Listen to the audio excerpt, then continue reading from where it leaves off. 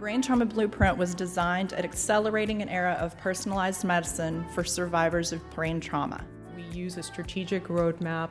We identify what needs to be done next. We invest in those areas with key partners that are best-in-class world leaders in their space, and we then make sure that we deliver. Everything was fine for about 2 weeks, and then everything started to fall apart again, because I was operating now on a construct that I wasn't used to without the faculties that I had previously. Learning about the pathophysiological principles that were happening inside of me and had happened inside of me was extremely humbling. An interdisciplinary care program allows us to harness over 17 different disciplines to be able to take a look at the whole patient, everything from the neurological, the behavioral health, the spiritual, as a component of getting the service member back to the person that they want to be. We are compassionate. I think we're getting the concept of holistic care and integrative medicine. We're getting that well. We don't have any drugs for TBI. Well, that's right. But if we only focused on drugs, we would only be offering 1/3 of the therapeutic pie.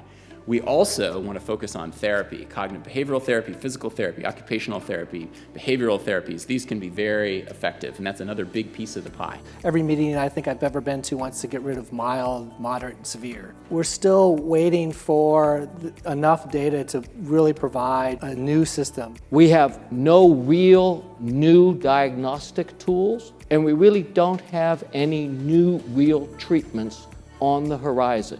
And we're still debating the same issues. What is the clinical issue? What are the problems that these people are suffering with and have to live with? And let's figure out what the etiopathology is.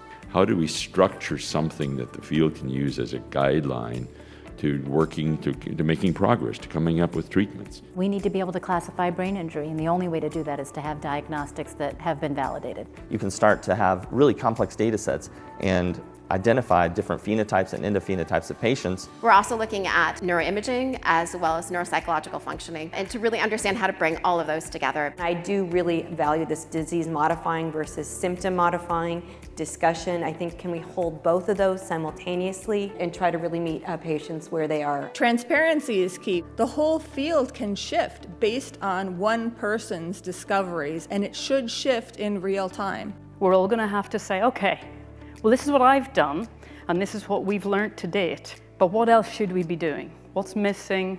Where do we go next? This is where you want us as a field to go from here.